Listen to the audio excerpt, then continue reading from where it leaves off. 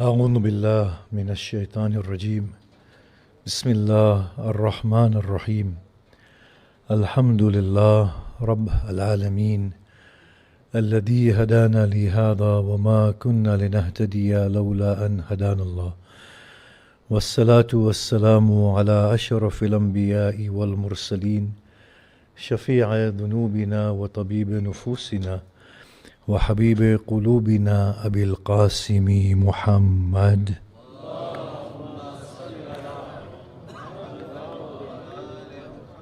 وآله الطيبين الطاهرين وأصحابه المنتجبين ومن تبعهم بإحسان إلى قيام يوم الدين.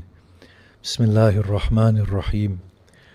رب اشرح لي صدري ويسر لي أمري واحلل عقدة من لساني يفقه قولي.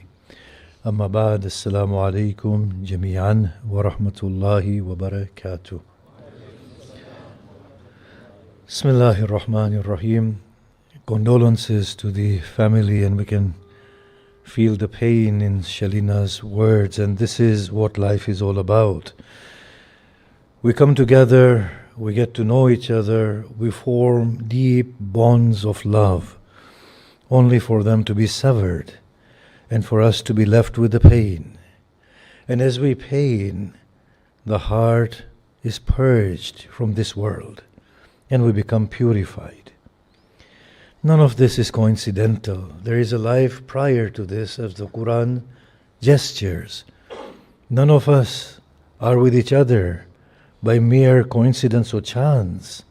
All of this is under a very well crafted scheme and a plan.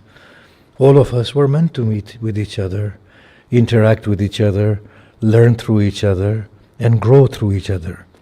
As Hussein Salamullah alayhi says, or gestures in his dua Arafah at some point, he says, "O Lord, now I begin to understand that every event of this life was constructed for you to come close to me and for me to be acquainted to you through all those events." Now, if we can maybe elaborate on that. When a father comes into the life of a child, as the child begins to learn that this is the father, it is actually a reflection of God in the fatherly capacity. When the mother offers her compassionate lap to the child and blind love, and as the child comes of age, they begin to realize that this is the compassionate embrace of my God. As siblings stand as pillars of support, they begin to realize it was a support offered by God. As a friend comes to us without judgment, with whom we can share everything with openness, we begin to realize that that is a glimpse of Allah. It was as if, O Lord, you are acquainting yourself to me through all of them. Now I understand it was only you. You see, all this love that we have in there through each other, it's a mere faint ray of the love of the beloved. And as they are torn away from us, and as the heart is broken, and the arteries are severed, the real owner of the heart begins to replace the one who came in his place as an image of his. It was all a story about us returning to our God. Do we not say, "Inna lillahi wa inna ilayhi raji'un"? Do we not say that when we lose someone? We are for Allah, and to Him we are returning. Our beginning is God. Our origin is God. And our return is God. But we make a mistake. We feel that when we shut our eyes, we are with God. No. The verse says we are returning. Every breath is a breath of return. Now here it is that we are supposed to think. How are we returning to God? Is God in a place that we are going to visit Him and meet with Him? God is beyond places. and constrictions and restrictions and locations. Where is this God? He is not to be found in the Kaaba. You will not find him sitting upon a throne. That is not God. He is the light of the heavens and the earth. He is the beginning and the end, the first and the last, the apparent and the hidden, as he himself states in the Quran. How will we return to God? He doesn't have a body. And as for us, we will give up our body at the point of return that we imagine, won't we? So how will we find God? This is where we need to understand. The meeting and the return with God is in the moment. I am not denying that there are difficulties ahead. It is true. As the Prophet said, when a person dies and they are lowered under the earth, it will be very difficult for them. Assist them by prayers and giving sadaqah, for it is frightening for them. Do you know why? Because they will be caught out, they will be caught with a surprise as to what they find. They will not know what is coming. Do you know when we go to Hajj and we do the walk from Muzdalifah to Mina? Now there are two types of people. Some of us go with groups that explain to us the difficulties that we will face en route from Muzdalifah to Mina. And we will be told how long the walk is, and we will be told that the difficulties will be compounded. There will be no end to the difficulties, at least in the 90s when we used to go. It was very difficult, to early 2000s. A person who knows that there will be these difficulties will somehow mentally be expecting them and be prepared slightly, right? So as difficult as it is, they know every step is closer to my destination. But then there are other people who go to Hajj who have not been explained to. They find bottlenecks, they find suffocation, they find thirst, they find hunger, they find fatigue, they find people pushing them to the ground. And they don't know when it will end.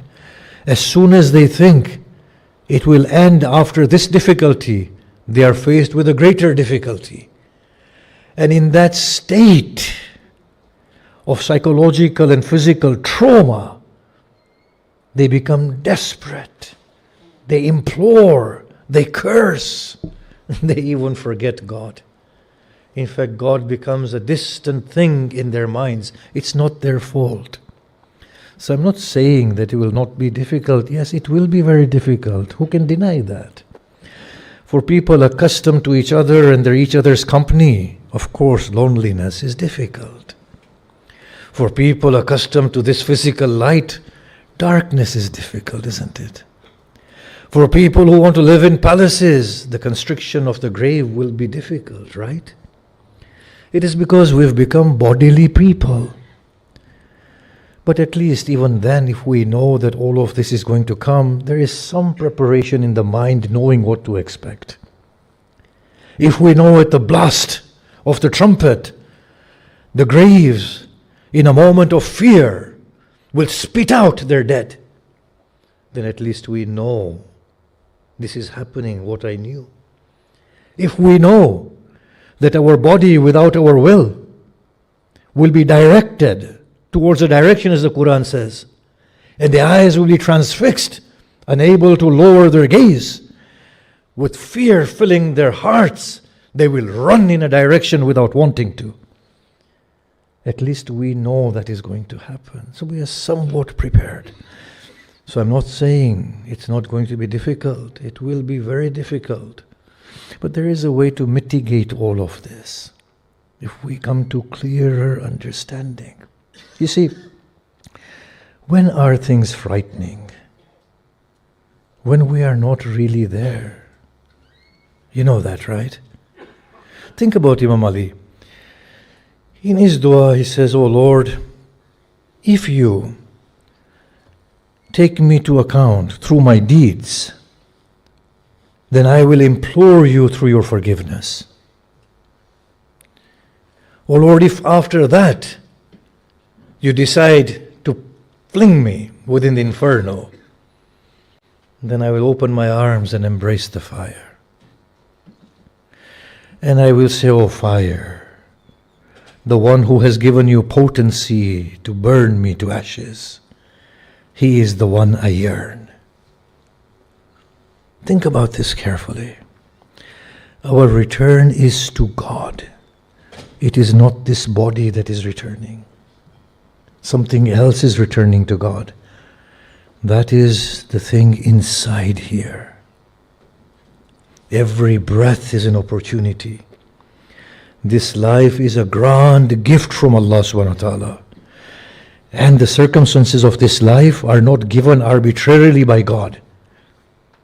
He does not make a poor man poor because he chooses to, and a rich man rich, and a healthy and a sick. No, there are reasons why all of these things are happening.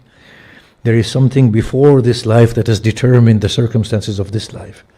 Now, this life is an opportunity, but that opportunity can also become a curse to an extent.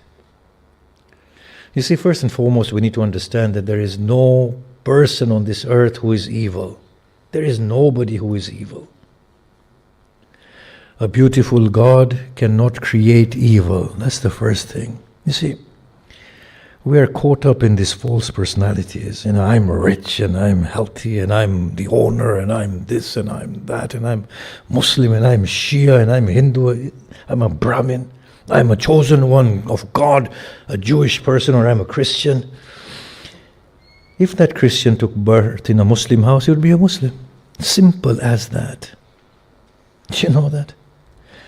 And if a Muslim who condemns the Jew had taken place in his household, under his circumstances, he would have been the same as that Jewish person who claims himself to be the chosen one.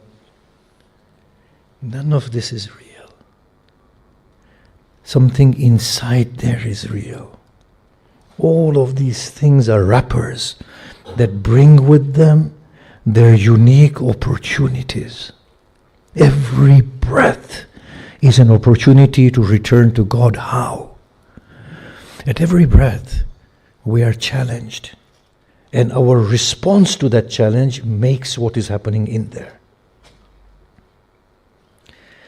If those responses are befitting responses, then that is our path to God, and we are returning to God. Look at that verse carefully. فَبَشِّرِ الَّذِينَ, and give good tidings to those people, إِذَا أَصَابَتْهُمْ مُصِيبَةٌ, when difficulties befall them, قَالُوا إِنَّا لِلَّهِ وَإِنَّا إِلَيْهِ رَاجِعُونَ, that we are Allah's and we are returning to Him. When life is snatched from their close ones, when their business empires collapse, when friends turn into enemies, tell those people who immediately turn inwards and they say, "I wasn't this body in the first place. I am not a part of this world. I am not this praise or condemnation. I am not love or hate. I am not support of people who are a person who's been abandoned. I am for Allah." These are the people who are reminding themselves that I am not this body. I am not of this world. I am returning to God. I will not cry. I will not frown. I will not complain. I will not curse. But I will thank God instead for removing me from this false person, and that is the return to God. What is God? Isn't He the most beautiful one? Isn't He the most perfect one? Isn't He the most splendid one? Who is the splendid one? The one with a beautiful face? No. The one who is mercy in its entirety is the beautiful one. The one who is love unending is the beautiful one. The one who is most forgiving, kind, compassionate, caring, sacrificing. These are the qualities of beauty, aren't they? And that is our opportunity now. That every instance brings with it an opportunity for us to go back to God in the moment by actualizing those beauties of God within us. Can you see that? So here is Hussein, fallen from his steed. Behead him. They circle in on him. They see He is turning upon the dust. His face radiates. His lips move. O Lord, I am pleased with your decree. There is none grander than you. Surrendered to you am I in every affair. How can we behead a man like this? He drew near to him. He said, Hussein, do you have forgiveness in your soul for me at this point? Hussein said, I have forgiven you. That was an opportunity, a final opportunity from God to Hussein, where he returns fully to Allah from within, the all-compassionate. So this is our journey. Every instance is an opportunity. The journey is filled with difficulties. The difficulties are going to cause severe pain. This pain is a gift from God because it frees us from ourselves.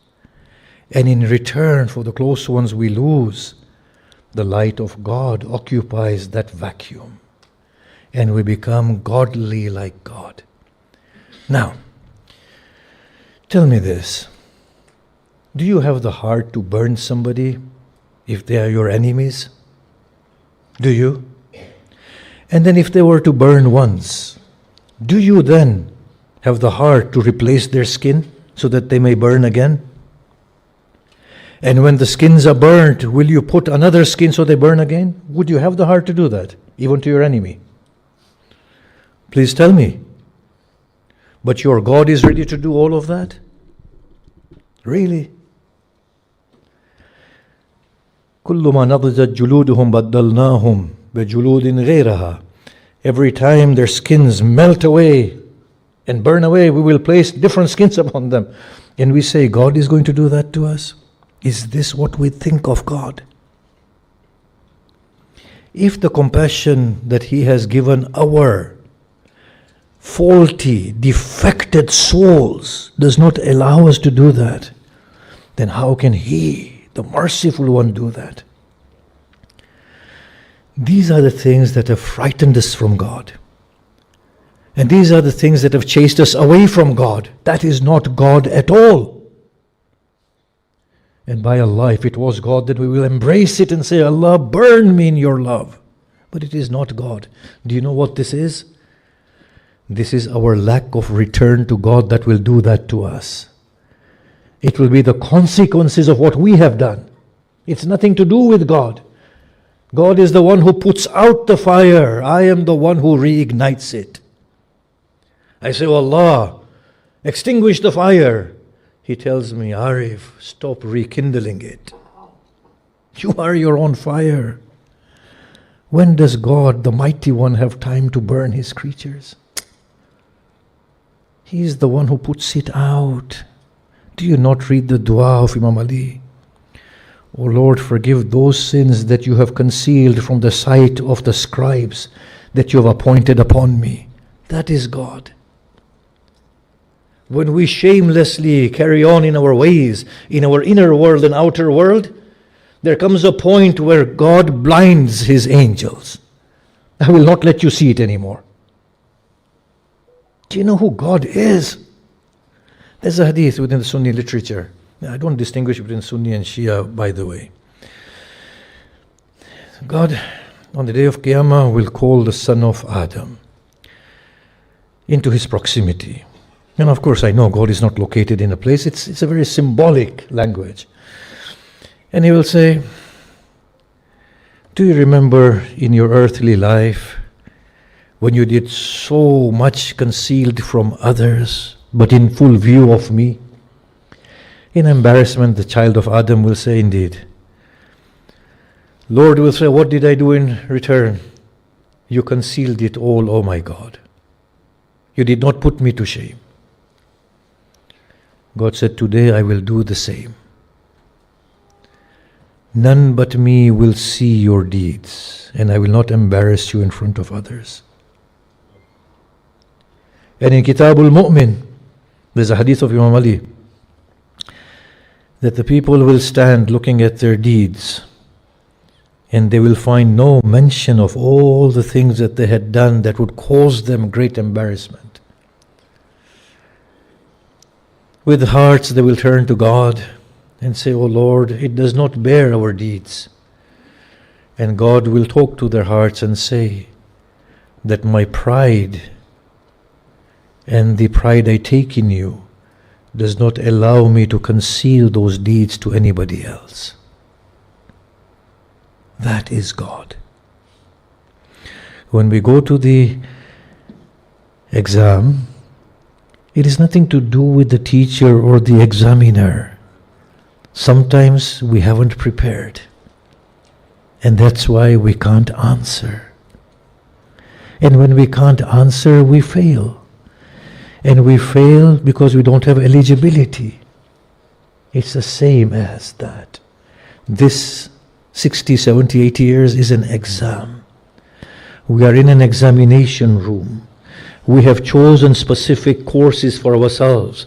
I will be born to this. I will be in this religion. This will be my circumstances.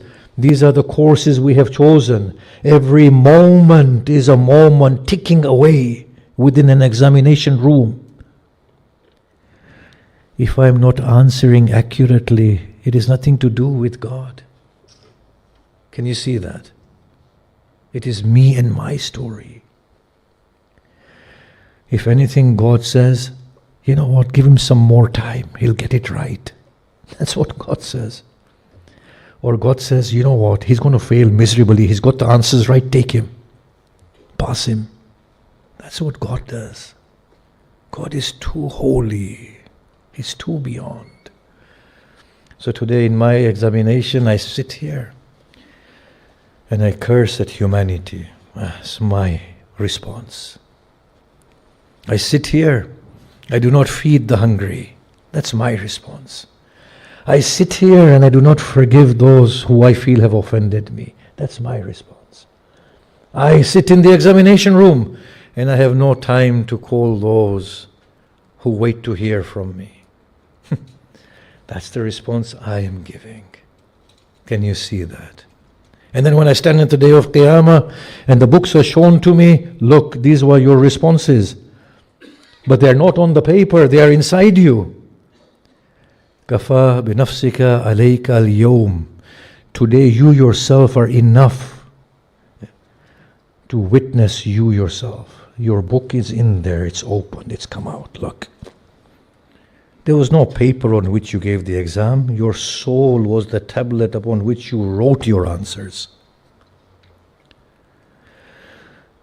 I'm going to say this because it would be unjust of me not to. God is beautiful. He is the kindest of the kind. The most loving, you know something? Sometimes we are embarrassed of God because Allah, I really don't deserve this goodness from you. And I deserve what I get. You know, there's that embarrassment. Allah is that beautiful. He can't help but be kind. He is nothing but beauty. The greatest embarrassment on the day of Qiyamah will be forgiveness from God. You know that? That will be the greatest embarrassment. For any dignified soul, sometimes they want their mothers to slap them. You know that? Sometimes the people we have offended, we want them to curse us because it relieves us of that pain of causing them harm and that guilt. But the greatest embarrassment is when the mother still decides to forgive. When the one we have offended innocently forgives us. We say, you don't know the person I am, don't forgive me. Let me face the penalty. That is what God is. He will forgive. And that will be the greatest pain in the souls on the day of Qiyamah, because He will forgive. And we dignified people will not be able to bear that. But it is worthy of God to do that. Now, I'm going to ask you a question. Do you think Imam Hussein was afraid of the grave? Do you think Imam Hussein, after he was martyred, or Imam Ali, that they found the constriction of the grave and the darkness of the grave and the loneliness of the grave? No, of course not. Of course not. They had no fear. Why did they have no fear? Do you know why? Because they found that companion in there. They found that light in there. They found that expanse in there. When we find our truth, our God, then there is no death. There is no fear. There is no darkness. There is no loneliness left anymore. But for that, we have to start today. Sit in the dark. Sit with God. Talk with Him. Spend time with Him. It is not only namaz. It is also secret conversation with Allah. Tell Him, I am afraid. Tell Him, I am a failure. Tell Him, I need you. Tell Him, as Ali says, who do I have but you? Ya ghayat a'mal al-arifin. Ya ghiyath al-mustaghithin. Ya habiba qulub al-sadiqin. Tell Him, who do I have? Once we make that companion, then every response that we offer in this world will become a godly response. And the light of God will increase. You see, when a lover of God dies, they actually find a great release from the burdens of this world. When the lover of God is lowered into the grave, they find great joy that finally I'm away from everybody. And I'm alone with the one with whom I need to be. That's the lover of God. You see, God is not the one who's going to sit there and dispense with justice and be horrible to us. No. God is the one who's going to intercede. As Imam Ali said, I seek your intercession from you. It will be our deeds and our lack of eligibility that will be the frightening thing that we find there. Now my time is over and I'll bring the talk to a close. Be open with Allah. Don't use Allah for the goods of this world. We use Allah as a middleman. Don't use Allah like that. We worship Allah to give us good in this world. We worship Allah to save us from hell in the next world. It's all, Allah is nothing but a middle person for us. It doesn't mean anything else, right? If we gave us paradise here and health and ever-living life and paradise over there, there'll be no need for God. Ask yourselves this deeply. Don't use Allah as a means to an end. I guarantee you, I've said this before, stop asking Him for anything, He will still give you everything. Stop worshipping Him, He will still give you everything. Do you know this? This breath that I breathe, if I were to stop worshipping Him now and say, you don't exist, He will still give me this breath that I'm breathing. You know that. But foolish me, I will ask Him for money, and He says, well, I'll give you the money, but what if I take your breath away from you? Then what? Then what? I'll give you trillions, I'll make you Elon Musk of the world, but I'll take your breaths away from you in the next hour. There's a silliness in our heads. Don't use God as means. God is something profound. He will give everything. He can't stop giving. Become one with God. Make Him a companion and a friend. Talk with God. Sincerely tend towards God. And say to God, I'm afraid of the grave. He will change it. I'm afraid of the hereafter. He will change it. Who is greater than God to change these things and be free of fear? And worship Allah like free man, as did Ali and Hussein. As we said, everything in this world is designed for us to find our truth and to find God from within. And some relationships that we form here are profound. And the severing of this relationship is the most painful, One is the relationship with our mothers. And one is the relationship with our children. When a mother dies, it really breaks the heart. But when the father dies, it breaks the heart of the children. There was a man in the time of Imam Sadiq who had lost his daughter, and he found no solace or comfort in his soul. A poor man went to Imam Sadiq, I believe, and he said, I'm very poor. I don't have anything. The Imam said, at this point, I don't have anything either. He said, but there is a man who has lost his daughter, and his heart finds no solace or comfort. Offer these words to him, and he will reward you in return. So this man goes in the company of that man, and he sees people trying to comfort him, but he finds no peace. So then he speaks in the words of the Imam. He said, with your permission, may I say something? He said, yes. He said, the pain that you feel at the death of your daughter is unbearable, is it not? He said, yes. He said, what if you had died and your daughter was left with this pain? Would that have been better? He said, I find comfort in this. I would much rather bear this pain than for me to have died and she to have been left with this pain. That is the pain. Hussein said, every relation is the one that acquaints us with God. And the relationship that most intimately acquaints us with God is the one with our mothers or one with our daughters. And that is true. And when the parent dies, the child is torn. And when the child dies, the parent is torn. Now we go to a great master. You know, he faced the ordeals that day. I mean, Abbas, Akbar. These were no ordinary pains. They broke him to the core. But Asghar was probably heavier loss than Abbas and Akbar. He did not tremble at the loss of Abbas. He did not lose his resolve at the death of Akbar. But here is a weightless child. And he is trembling uncontrollably. Hussein, move on.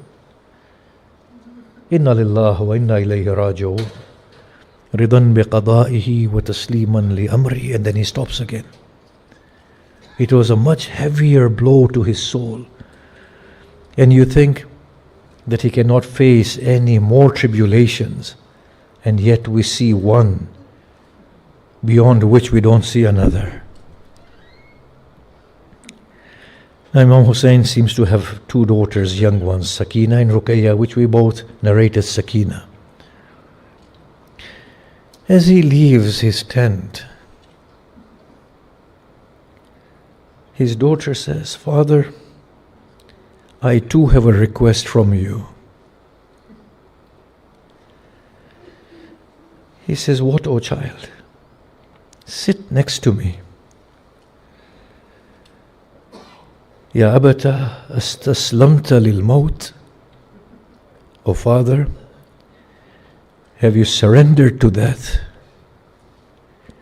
He said, O child, for someone who has no one left, what am I to do but surrender to death? She said, Father, then take me back to Medina. And Hussein's heart broke. He said, child, retreat.